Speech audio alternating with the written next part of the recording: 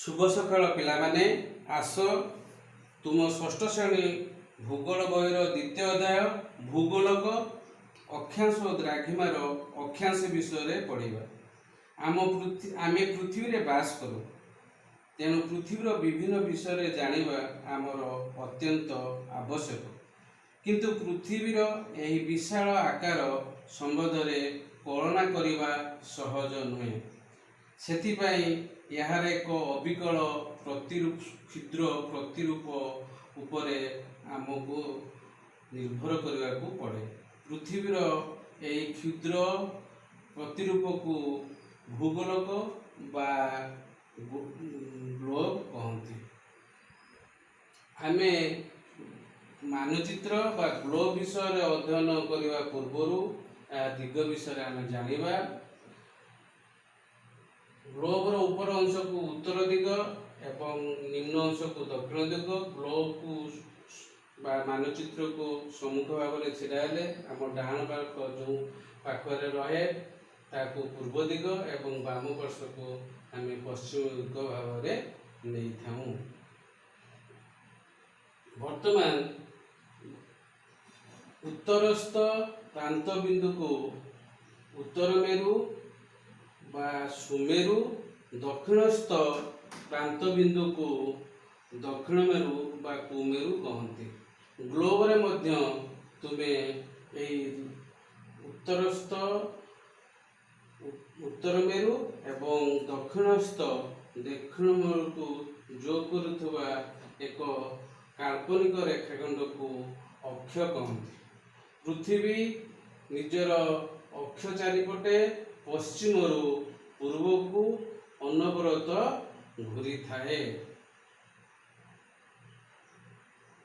ग्रह मानक मध्य शुक्र ग्रह और यूरेनस ग्रह पूर्व पश्चिम को घूर्णन करिथाए, किंतु अन्यान्य ग्रह गुड़िक पश्चिम पूर्व को घूर्णन करिथाए, जहाँ फल आमे सूर्य को पूर्व दिगरे देखि था। उत्तर मेरु और दक्षिण मेरु को संजोग करुवा अक्ष रेखा एक काल्पनिक रेखा। पृथ्वी निज अक्ष रेखा सहित आवर्तन करने संगे संगे एक निर्दिष्ट पथरे सूर्य को परिक्रमण करिथाए। सूर्य को जो पथरे परिक्रमण करिथाए ताको कक्षपथ कहते। सूर्य को कक्षपथरे परिक्रमण करने द्वारा दिन राति ह्रास वृद्धि एवं ऋतु परिवर्तन होता है। किंतु पृथ्वी जेतेबेले निज कक्षपथरे गति करे तार अक्षदंड लंब भाव में न रही या सामान्य ढलिकी रही थाए, ताहा कक्ष सहित 6.5 डिग्री आनत कोण सृष्टि करे। एबे ग्लोब टी को देख। ग्लोब टी वर्तमान टेबुल पृष्ठ उपरे सामान्य ढली रही या 6.5 डिग्री कोण उत्पन्न करिछि। जदि वर्तमान प्रश्न आसे जदि पृथ्वीर अक्ष कक्ष सहित लंब भाव था ताहले कौन होता। पृथ्वीर अक्ष कक्ष सहित थिले दिन राति समान होता एवं ऋतु परिवर्तन होई ना था। एबे आस आमे ग्लोबर अक्षांश और द्राघिमा विषय आमे जानिबा। मुख्य विषय है केतेक अर्धवृत्ताकार रेखा उत्तर मेरु ठारू दक्षिण मेरु पर्यंत विस्तृत, आउ केतेक रेखा पश्चिम पूर्व पर्यंत वृत्ताकार पथरे व्यापीछि। एही वृत्ताकार रेखा गुड़िक परस्पर समांतर। उत्तर दक्षिण को व्यापी थिबा रेखा एवं वृत्ताकार जाइथिबा रेखा परस्पर को समकोण छेद करुछन्ति। उत्तर मेरु दक्षिण मेरु को व्यापी थिबा अर्धवृत्ताकार रेखा को द्राघिमा रेखा बा मध्यदिन रेखा कहा जाए। ସମାନ୍ତର ଭାବରେ ଟଣା ଯାଇଥିବା ବୃତ୍ତାକାର ରେଖାକୁ ସମାକ୍ଷା ବୃତ୍ତ ବା ସମାକ୍ଷା ରେଖା କହନ୍ତି। ଏହି ରେଖା ଉପରେ ସମସ୍ତ ସ୍ଥାନର ଅକ୍ଷାଂଶ ସମାନ ଥିବାରୁ ଏହାକୁ ସମାକ୍ଷା ରେଖା ବୋଲି କୁହାଯାଏ। ପିଲାମାନେ କହିଲ, ଭୂଗୋଳକୁ କେଉଁ ରେଖା ସମଦ୍ୱିଖଣ୍ଡ କରୁଛି? ଆସ ଆମେ ଦେଖିବା। ଭୂଗୋଳକୁ ବିଷୁବବୃତ୍ତ ଏହାକୁ ସମଦ୍ୱିଖଣ୍ଡ କରୁଛି, ମଝି ଅଂଶରେ ସମଦ୍ୱିଖଣ୍ଡ କରୁଛି। ତେଣୁ ବିଷୁବବୃତ୍ତ ସହିତ ସମାନ୍ତର ଭାବରେ କେତେକ ବୃତ୍ତ ଉତ୍ତର ଗୋଲାର୍ଦ୍ଧ ଏବଂ ଦକ୍ଷିଣ ଗୋଲାର୍ଦ୍ଧରେ ଟଣା ଯାଇଛି। ଏହାକୁ ସମାକ୍ଷା ବୃତ୍ତ କହନ୍ତି। ଏହି ସମାକ୍ଷା ବୃତ୍ତ ଉପରେ ସମସ୍ତ ସ୍ଥାନର ଅକ୍ଷାଂଶ ସମାନ ଥାଏ। ବିଷୁବବୃତ୍ତ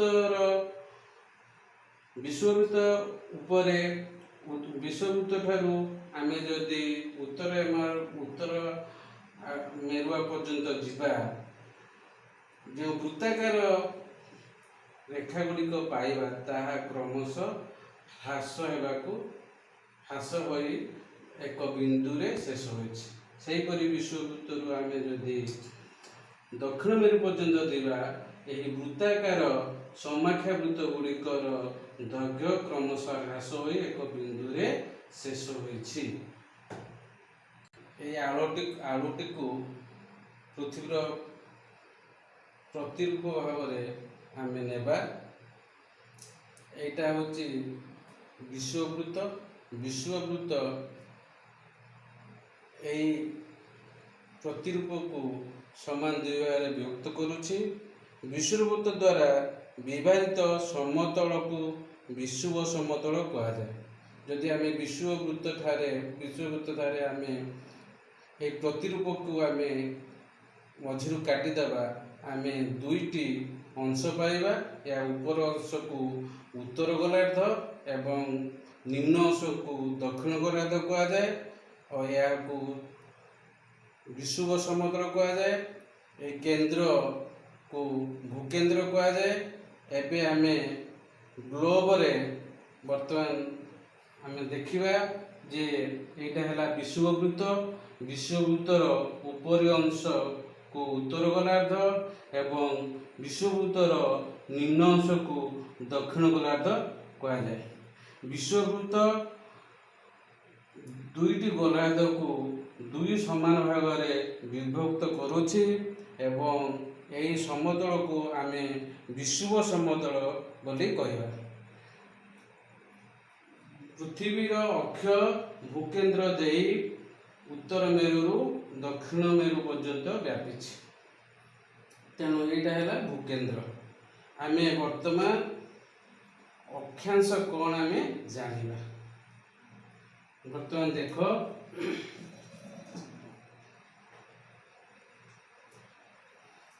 এইটা পৃথিবী, এইটা হলা বিষুব রেখা এ বি, বিষুব রেখা यार केंद्र है पृथ्वी केंद्र है ओ आमे एक स्थान निर्णय करवा जो स्थान ना देव दिया सी उत्तर गोलार्धर एक स्थान आम सी नवा सी स्थान भूकेन्द्र को आम एक काल्पनिक रेखा जोग करवा। एक काल्पनिक रेखा भूकेन्द्र एवं विषुव रेखा सहित जो कोण उत्पन्न करुछि से कोण को सी स्थान अक्षांश आम कहवा। वर्तमान आम कोण टी आम मापिया प्रोट्रैक्टर साहाय्य मापिया। वर्तमान 45 डिग्री सी ओ बी कोण होउछि 45 डिग्री उत्तर नॉर्थ उत्तर 45 डिग्री उत्तर।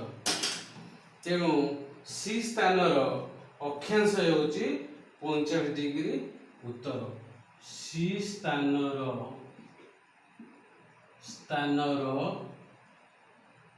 ଅକ୍ଷାଂଶ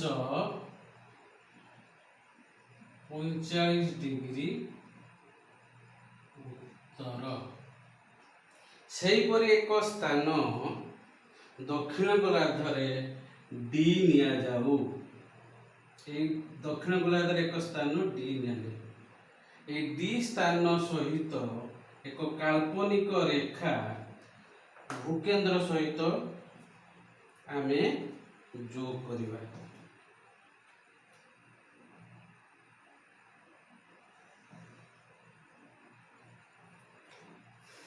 या मध्य भूकेंद्र ठारे विषुव रेखा सहित एक कोण उत्पन्न कला। ये जो कोण उत्पन्न कला आमे वर्तमान प्रोट्रैक्टर सहायता से कोण को मापिबा।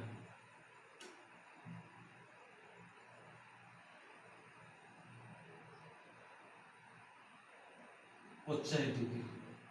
तेणु बी और डी कोण है 50 डिग्री। एटा है साउथ।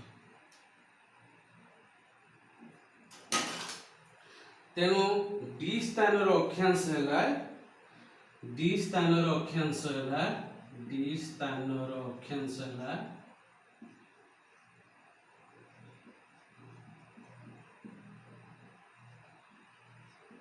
50 डिग्री दक्षिण।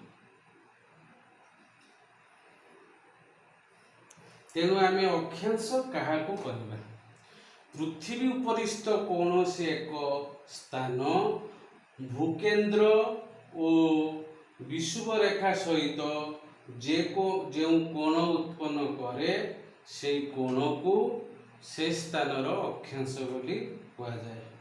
वर्तमान आम चित्र रे मध्य अक्षांश निर्णय करिपरिबा जे आमे गोटे स्थान नबा। वर्तमान गोटे स्थान आमे एठु नबा जे एटा हला विषुव रेखा एवं आमे गोटे एटी स्थान नेले ए स्थान नेले ए स्थान सहित भूकेंद्र एटा विषुव रेखा एटा हला भूकेंद्र ए स्थान सहित आमे होची भूकेंद्र को आमे कोन काल्पनिक रेखा सहित आमे जोड़िबा। ए जो कोणटी उत्पन्न हला ए कोण होची से स्थानर अक्षांश। तेणु अक्षांश एक होची कोण।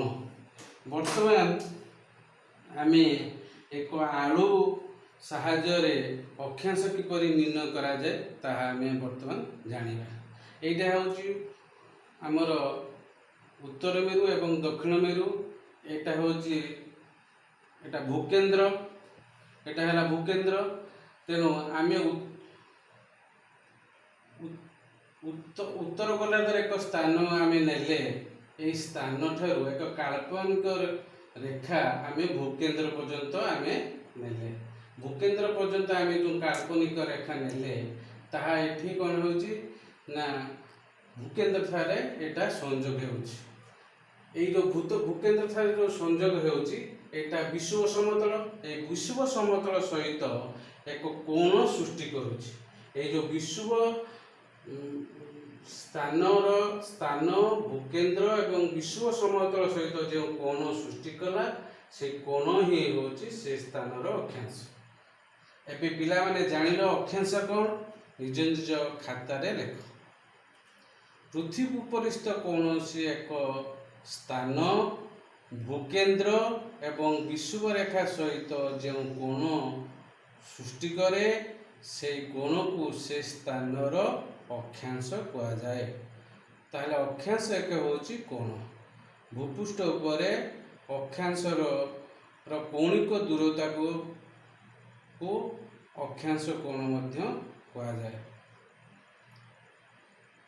पिला माने तुमको अक्षांश विषय अधिक धारणा देवाई एक मॉडल तुम सम्मुखें उपस्थापन करुछि। मॉडल टी एतटी मुख्य समाख्याकृत मॉडल सेठारे आमे अक्षांश कोण किपरि आमे निर्णय करिबा ताहाको तुमको प्रदर्शित करिबी। एटा हला विषुव वृत्त एटा हला विषुव समतल एटा हला भूकेंद्र एटा मध्य एक ସମାକ୍ଷାକୃତ, ଏଟା ଗୋଟେ ସମାକ୍ଷାକୃତ, ଏଟା ଗୋଟେ ସମାକ୍ଷାକୃତ, ଏଟା ହେଲା ଉତ୍ତର ମେରୁ, ଏଟା ହେଲା ଦକ୍ଷିଣ ମେରୁ। ଆମେ ଗୋଟେ ସ୍ଥାନ ଆମେ ନବା, ବର୍ତ୍ତମାନ ଏଇ ସ୍ଥାନର ଅକ୍ଷାଂଶ ଆମେ ନିର୍ଣ୍ଣୟ କରିବା। ଏଇ ସ୍ଥାନର ଅକ୍ଷାଂଶ ଆମେ ନିର୍ଣ୍ଣୟ କରିବାକୁ ହେଲେ କ'ଣ କରିବୁ ଦେଖ, ଏଇ ସ୍ଥାନ ସହିତ ଭୂକେନ୍ଦ୍ରକୁ ଏକ କାଳ୍ପନିକ ରେଖା ଆମେ ଯୋଡ଼ିବା। ଏ ସ୍ଥାନ ସହିତ ଭୂକେନ୍ଦ୍ରର ସହିତ ଏକ କାଳ୍ପନିକ ରେଖା ଆମେ ଯୋଡ଼ିଲେ ଭୂକେନ୍ଦ୍ର ଠାରେ ବିଷୁବ ସମ, ଏଇଟା ହେଲା ବିଷୁବ ସମତଳ, ଭୂକେନ୍ଦ୍ର ଏଇଟା ପୃଥିବୀ ପୃଷ୍ଠ କୌଣସି ଏକ ସ୍ଥାନ, ପୃଥିବୀ ପୃଷ୍ଠ କୌଣସି ଏକ ସ୍ଥାନ ଭୂକେନ୍ଦ୍ର ଏବଂ ବିଷୁବ ସମତଳ ସହିତ ବା ବିଷୁବ ରେଖା ସହିତ ଯେଉଁ କୋଣ ସୃଷ୍ଟି କରେ ତାହାକୁ ସେ ସ୍ଥାନର ଅକ୍ଷାଂଶ କହିବା। ଅନ୍ୟ ଭାଷାରେ ପୃଥିବୀପୃଷ୍ଠ କୌଣସି ଏକ ସ୍ଥାନ ଭୂକେନ୍ଦ୍ର ଓ ବିଷୁବ ସମତଳର କୌଣିକ ଦୂରତାକୁ ସେ ସ୍ଥାନର ଅକ୍ଷାଂଶ କହିବା। ତେଣୁ ଅକ୍ଷାଂଶ କେଉଁ ଅଂଶଟା ରହିଲା, ଏଇଟା ହେଲା ତୁମର, ଏଇଟା ମୁଁ ତୁମକୁ ଦର୍ଶାଉଛି, ଏଇଟା ଯେଉଁ ରହିଲା ଏଇ ଯେଉଁ ବିଷୁବ ସମତଳ ସହିତ ଯେଉଁ କୋଣ ସୃଷ୍ଟି ହେଇଛି, ଏଇ ଯେଉଁ କୋଣ ସୃଷ୍ଟି ହେଲା ଏଇଟା ବିଷୁବ ସମତଳ ସହିତ ଆମେ ଯେଉଁ କୋଣ ସୃଷ୍ଟି ହେଲା ଏଇ କୋଣଟାକୁ ସେ ସ୍ଥାନର ଅକ୍ଷାଂଶ କହିବା। ଦେଖ ବର୍ତ୍ତମାନ କେତେ ଡିଗ୍ରୀ କୋଣ ହେଇଛି ନା ଏଠି ହେଉଛି 40 ଡିଗ୍ରୀ କୋଣ ସୃଷ୍ଟି ହେଉଛି। এই 40 ডিগ্রি কোণ হচ্ছে এই স্থানর অক্ষাংশ। এবে বুঝিপাইল অক্ষাংশ কোণ, অক্ষাংশ এক কোণ। বর্তমান আমি অক্ষাংশর আবশ্যকতা কোণ আছে আমি জানি। পৃথিবী পৃষ্ঠর কৌশি এক স্থান নির্ণয় করা হলে সে স্থানর অক্ষাংশ ও দ্রাঘিমা বিষয়ে আমি জানিবা আবশ্যক। তেণু আমি অত্যন্ত গুরুত্বপূর্ণ। তুমি মানে জাণ যে ভূপৃষ্ঠর কৌশি স্থানর অবস্থিতি, বিশ্ববৃত্ত ঠারু স্থানর দূরতা, সমুদ্রে জাহাজ চালনা, উড়াজাহাজ উড়ান, জলবায়ু পাণিপাগ নিরূপণ, বায়ু প্রভাব, ঘূর্ণিবাত্যা, ঝড় ও বাত্যা আদির প্রকোপ, গতিপথ, স্থান ও ভবিষ্যৎ পথ ইত্যাদি নিরূপণরে অক্ষাংশ দ্রাঘিমা সাহায্য করিথায়। তেণু বর্তমান যে আমি বাত্যা বিষয়ে আমি সূচনা পাচ্ছি, ଏହା ଅକ୍ଷାଂଶ ଦ୍ରାଘିମା ମାଧ୍ୟମରେ ବାତ୍ୟାଟି କେଉଁଠି ଆରମ୍ଭ ହେଉଛି, କେଉଁଠି ଲ୍ୟାଣ୍ଡଫଲ୍ ହେବ ତାହା ମଧ୍ୟ ଆମେ ସୂଚନା ପାଉଛୁ। ତେଣୁ ଅକ୍ଷାଂଶ ଦ୍ରାଘିମାର ଗୁରୁତ୍ୱ ରହିଛି। ଆମ ଦୈନନ୍ଦିନ ଜୀବନରେ ଅକ୍ଷାଂଶ ଦ୍ରାଘିମାର ଆମ ଗୁରୁତ୍ୱପୂର୍ଣ୍ଣ ଦିଗମାନ ରହିଛି।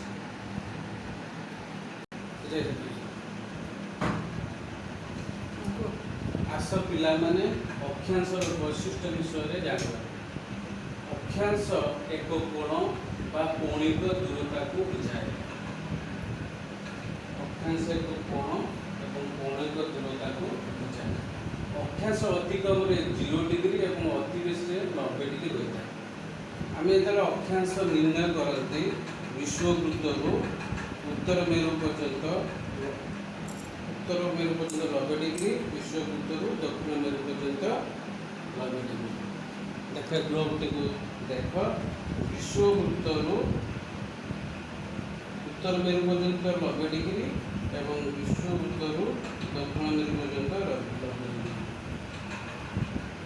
অক্ষাংশକୁ উত্তর বা দক্ষিণ নামରେ নামিত କରାଯାଏ। ଆମେ ଯେତେବେଳେ କୌଣସି ଏକ କୋଣ ଲେଖିଥାନ୍ତି ତାକୁ ତା ଦିଗ ଆମେ ଦେଇଥାନ୍ତି। এই দেখ ভারত উত্তর গোলার্ধে অবস্থিত, ভারত উত্তর গোলার্ধে অবস্থিত। ভারতর আমি অক্ষাংশ আমি নির্ণয় করা। দেখ এইটা হল 0 ডিগ্রি অক্ষাংশ, এইটা হল 10 ডিগ্রি অক্ষাংশ। তেণু ভারতর কেউ অক্ষাংশ ভিতরে রয়েছে না 8 ডিগ্রি 4 মিনিট, 8 ডিগ্রি 4 মিনিট উত্তর। বর্তমান হচ্ছে আমার উত্তর পর্যন্ত এটা 10 ডিগ্রি 20 ডিগ্রি 30 ডিগ্রি 30 40 ডিগ্রি মধ্যে রয়েছে 37 ডিগ্রি 6 মিনিট। डिग्री 6 मिनिट उत्तर। तेणु ये कौन जाने भारतर अक्षांश होची 8 डिग्री 4 मिनिट उत्तर 37 डिग्री 6 मिनिट उत्तर। तेणु विश्ववृत्त तथा जेकोसी बिंदुर कौणिक दूरत्व पृथ्वी केंद्र ठारे 16 डिग्री। तेणु विश्ववृत्तर उपरिस्थ जेकोसी बिंदु कौणिक दूरता पृथ्वी केंद्र ठारे 16 डिग्री। आम यू विश्ववृत्तर अक्षांश हूँ 0 डिग्री, या केन्द्र में 0 डिग्री अक्षांश। वृत्त सहित समांतर भाव में असंख्य वृत्तर कल्पना कराई। यही वृत्तगुड़िक विश्ववृत्त ठार उभय मेरु आड़ को क्रमशः कमी कमी जाए। विश्ववृत्त है विश्ववृत्त ठार आम उत्तर मेरु पर्यंत जो आम समाख्या वृत्त मान जाना यार दैर्घ्य क्रमशः कमी कमी जाए उत्तर मेरु रे एक बिंदु सहित मिशुची। दक्षिण गोलार्ध विश्ववृत्त सहित जो समांतर अक्षांश मान समाख्य वृत्त मान निर्णय करा दक्षिण गोलार्ध एक बिंदु सहित मिशुची। आम जानिले विश्ववृत्त सहित समांतर भाव में असंख्य वृत्तर कल्पना वृत्तगुड़िक विश्व ठार उभय मेरु आड़ को क्रमशः कमी कमी जाए। विश्ववृत्त ठार 1 डिग्री व्यवधान उभय मेरु पर्यंत 179 डिग्री समाख्य वृत्त कल्पना ये आम बुझा जे 1 डिग्री व्यवधान आम जो 1 डिग्री व्यवधान आम जी विश्ववृत्त ठार 1 डिग्री व्यवधान आम केतोटी हो उत्तर गोलार्ध केतोटी आम पाइबा 90टी आम पाइबा 90टी समाख्या वृत्त पाइबा। विश्ववृत्त ठार दक्षिण मेरु पर्यंत गले आम 90टी समाख्या वृत्त पाइबा और विश्ववृत्त गोटे मोट केतोटी पाइले 181टी समाख्या वृत्त पाइले। किंतु जे उत्तर मेरु और दक्षिण मेरु दुईटी एक बिंदु होइथिबारु याकु समाख्या रेखा भाव में ग्रहण करा जिवो नाही। तेणु 181 रु दुईटी आम जोड़ करिबा मोट रे 179टी समाख्या वृत्त आम पाइबा। कारण 1 डिग्री व्यवधान उभय मेरु पर्यंत 179टी समाख्या वृत्त कल्पना करा जाए। वृत्तगुड़िक समाख्या वृत्त बा समअक्षांश वृत्त कहुए। यही वृत्तगुड़ी को समाख्या वृत्त बा समअक्षांश वृत्त कहुए। कारण जेकोसी वृत्त उपरिस्थ समस्त स्थान अक्षांश ये 40 डिग्री समाख्या वृत्तर ऊपर जेकोसी गोटे उपस्थित जेकोसी स्थान अक्षांश होती 40 डिग्री उत्तर। 60 डिग्री उत्तर अक्षांश समाख्या वृत्तर समस्त स्थान गुड़िकर अक्षांश होती 60 डिग्री। सहीपरि आम दक्षिण गोलार्ध को जावा 20 डिग्री अक्षांश पर उपस्थित समस्त स्थान समाख्या वृत्तटी अक्षांश 20 डिग्री। 0 डिग्री अक्षांश कोण दिग सहित जोड़ा हुए न थाए यह एक अभिन्न रेखा।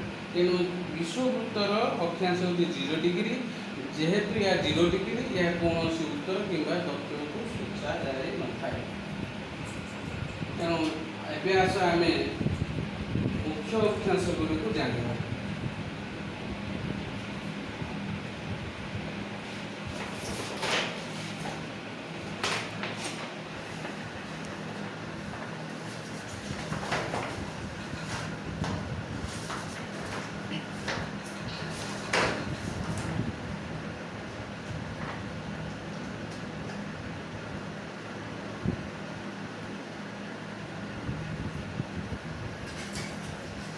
मुख्य अक्षांश गुड़िक है 0 डिग्री विश्ववृत्त यहाँ 0 डिग्री विश्ववृत्त उत्तर गोलार्ध में 23.5 डिग्री कर्कटक्रांति उत्तर गोलार्ध में 66.5 डिग्री सुमेरु वृत्त उत्तर गोलार्ध में 90 डिग्री उत्तर मेरु उत्तर गोलार्ध में आम पाइले कर्कटक्रांति पाइले सुमेरु वृत्त पाइले उत्तर मेरु कर्कटक्रांति 23.5 डिग्री उत्तर ସୁମେରୁବୃତ୍ତ 650 डिग्री उत्तर उत्तर मेरु 90 डिग्री उत्तर। सेहीपरि विश्ववृत्त ठारू दक्षिण गोलार्धरे 23.5 डिग्री दक्षिण होची मकर क्रांति आम पाइले और 650 डिग्री अक्षांश कुमेरुवृत्त आम पाइले और 90 डिग्री दक्षिण को दक्षिण मेरु आम पाइले। यहीपरि आम केतोटी आम पाइले समाख्याकृत 7टी समाख्याकृत आम पाइले। आस ये मॉडल रु आम जानिबा एटा हला विश्ववृत्त 0 डिग्री विश्ववृत्त। आम उत्तर गोलार्धरे 23.5 डिग्री कर्कट क्रांति पाइले। 650 डिग्री रे सुमेरु वृत्त पाइले एवं 90 डिग्री रे उत्तर मेरु आम पाइले। से दक्षिण गोलार्धरे 23.5 डिग्री अक्षांश को मकर क्रांति, 650 डिग्री को कुमेरु वृत्त एवं 90 डिग्री दक्षिण को कुमेरु बा दक्षिण मेरु। यहीपरि आम 7टी मुख्य अक्षांश विषय आम जानी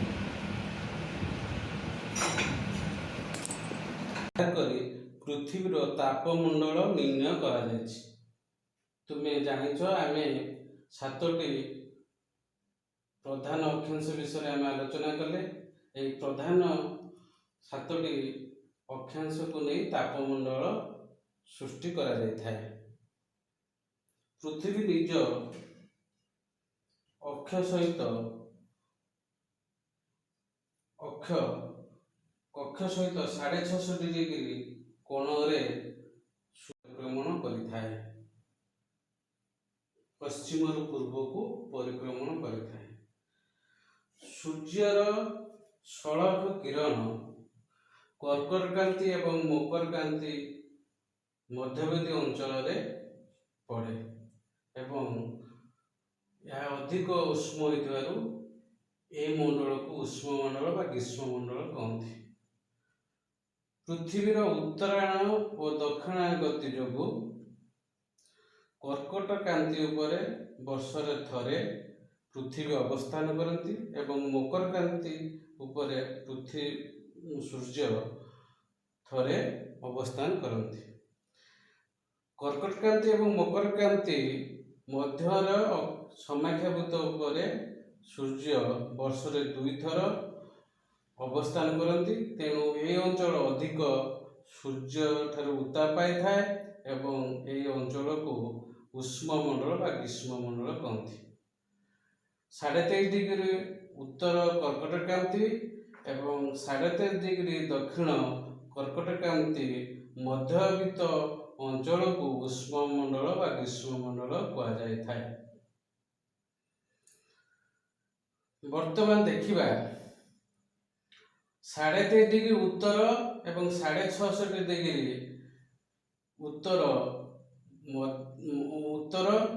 मध्यवर्ती अंचल एवं दक्षिण गोलार्धरे 23.5 डिग्री दक्षिण 650 डिग्री कुमेरुवृत्त अंचल सूर्यर सामान्य तिर्यक रश्मि एठारे पड़े जाफल एठारे अधिक गरम किंबा शीत अनुभव हुए नाही।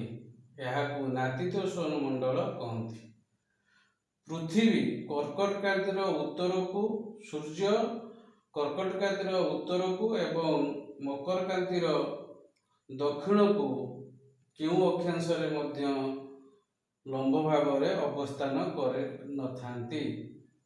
तेणु सूर्यर तिर्यक किरण यही अंचल पड़े जाफल एठारे अधिक गरम किंबा शीत अनुभव हुए नाही। यहाकू नातिशीतोष्ण मंडल कहती। कर्कट क्रांति एवं सुमेरुवृत्त मध्यवर्ती अंचल को उत्तर नातिशीतोष्ण मंडल, दक्षिण गोलार्धरे 23.5 डिग्री मकर क्रांति 650 डिग्री कुमेरुवृत्त मध्यवर्ती अंचल को दक्षिण नातिशीतोष्ण मंडल कहा जाए।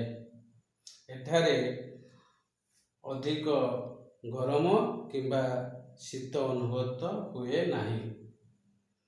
ଏବେ ଦେଖ 650 ଡିଗ୍ରୀ ଉତ୍ତରରୁ 90 ଡିଗ୍ରୀ ଉତ୍ତର, 650 ଡିଗ୍ରୀ ଦକ୍ଷିଣରୁ 90 ଡିଗ୍ରୀ ଦକ୍ଷିଣ, କୁମେରୁ ବୃତ୍ତରୁ ଦକ୍ଷିଣ ମେରୁ, ସୁମେରୁ ବୃତ୍ତରୁ ଉତ୍ତର ମେରୁ। ଏହି ମଧ୍ୟବିତ୍ତ ଅଞ୍ଚଳରେ ସୂର୍ଯ୍ୟ ଅତି ତୀର୍ଯ୍ୟକ ରଶ୍ମି ଏଠାରେ ପଡ଼େ ଏବଂ ସୂର୍ଯ୍ୟ ଦିଗ୍ବଳରେ ଦେଖାଯାନ୍ତି। ଅଧିକାଂଶ ସମୟରେ ଉତ୍ତର ମେରୁ ଏବଂ ଦକ୍ଷିଣ ମେରୁରେ ସୂର୍ଯ୍ୟ ପ୍ରତୀୟମାନ ହୁଅନ୍ତି ନାହିଁ। ସୂର୍ଯ୍ୟର ଅଧିକ ତୀର୍ଯ୍ୟକ ରଶ୍ମି ଏଠାରେ ପଡ଼ୁଥିବାରୁ ସୂର୍ଯ୍ୟ ଏଠାରେ ଅଧିକ ଶୀତଳ ଅନୁଭବ କରେ ଏବଂ ଅଧିକାଂଶ ସମୟ ଏଠାରେ ବରଫାବୃତ ହୋଇ ରହେ। ତେଣୁ ସୁମେରୁର 6.5 ଉତ୍ତରରୁ 90 ଡିଗ୍ରୀ ଉତ୍ତରକୁ ଉତ୍ତର ହିମମଣ୍ଡଳ ଏବଂ 6.5 ଦକ୍ଷିଣରୁ 90 ଡିଗ୍ରୀ ଦକ୍ଷିଣ ମେରୁକୁ ଦକ୍ଷିଣ ହିମମଣ୍ଡଳ କୁହାଯାଏ। ଏହିପରି ଭାବରେ ତାପମଣ୍ଡଳ ନିର୍ଣ୍ଣୟ କରାଯାଇଛି। ତୁମେ ଜାଣିଛ ଭାରତ ଉତ୍ତର ଗୋଲାର୍ଦ୍ଧରେ ଅବସ୍ଥିତ। ଭାରତର ଅକ୍ଷାଂଶ 8 ଡିଗ୍ରୀ 4 ମିନିଟ୍ ଉତ୍ତରରୁ 37 ଡିଗ୍ରୀ 6 ମିନିଟ୍ ଉତ୍ତର। ଭୁବନେଶ୍ୱରର ଅକ୍ଷାଂଶ 20 ଡିଗ୍ରୀ 15 ମିନିଟ୍ ଉତ୍ତର। ଭଦ୍ରକର ଅକ୍ଷାଂଶ 21 ଡିଗ୍ରୀ 3 ମିନିଟ୍ ଉତ୍ତର। 1 ଡିଗ୍ରୀ ସମାକ୍ଷାବୃତ୍ତ ବୃତ୍ତର ହାରାହାରି ଦୈର୍ଘ୍ୟ ହେଉଛି 111 କିଲୋମିଟର। ପିଲାମାନେ, ଆମେ ଭୂଗୋଳକ ଏବଂ ଅକ୍ଷାଂଶ ବିଷୟରେ ଆଜି ଆମେ ପଢ଼ିଲେ। ଅକ୍ଷାଂଶ ସମ୍ପର୍କିତ କିଛି ପ୍ରଶ୍ନ ମୁଁ ତୁମମାନଙ୍କୁ ଦେବି, ତାର ଉତ୍ତର ତୁମେ ଘରେ କରିବ। ବର୍ତ୍ତମାନ ପ୍ରଶ୍ନ ଗୁଡ଼ିକୁ ତୁମେ ଦେଖ।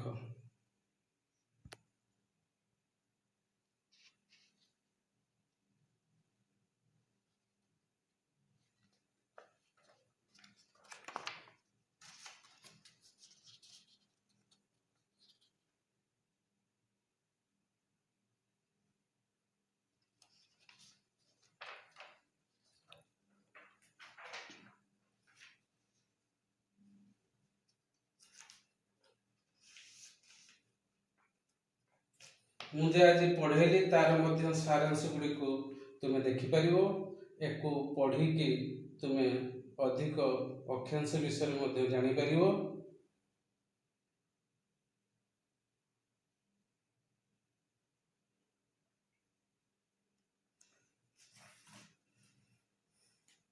ପିଲାମାନେ, ବର୍ତ୍ତମାନ COVID-19ର ସମସ୍ତ ସରକାରୀ ନିୟମ ତୁମେ ପାଳନ କରିବ। ଷ୍ଟେ ହୋମ୍, ଷ୍ଟେ ସେଫ୍, ଘରେ ରୁହ, ସୁରକ୍ଷିତ ଭାବରେ ରହ। ଧନ୍ୟବାଦ।